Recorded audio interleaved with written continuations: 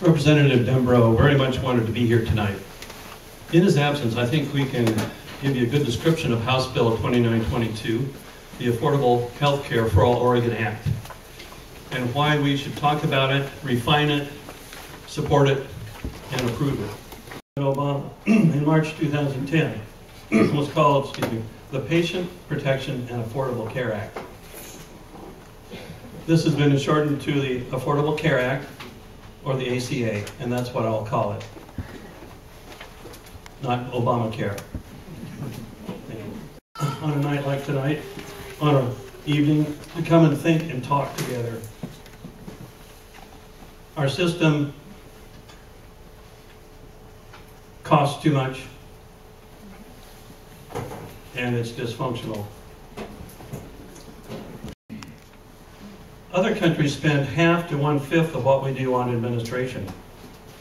Our 31% includes not just the 10 to 20% that insurance companies incur as they debate who to cover and what to cover, but it also includes the 10% or so of administrative costs that each of their providers must pay to keep up with this very complex insurance system. We can do better than this.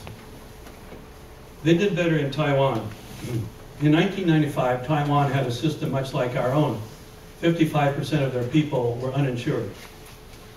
Because of unexpected changes in their politics, which could happen here, in 1995, they passed a single-payer bill.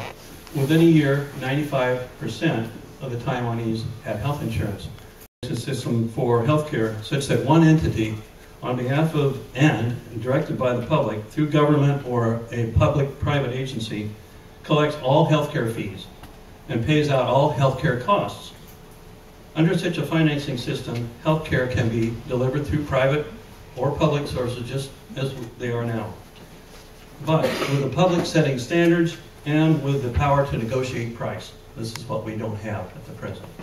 Do not have to prove citizenship or birth certificates. They just need to be residents of Oregon. There will be criteria to determine residency. The purpose of the bill is to improve the public's health and control the cost of health care for the benefit of families and businesses and society. Private insurers would have no role in this plan except to provide supplemental policies for people who want services beyond what is offered under the Care for Oregon Act. It is possible that private insurers could serve as third-party administrators, just as they do for Medicare. But in that case, the companies do not accept risk and they do not accept profit from investments.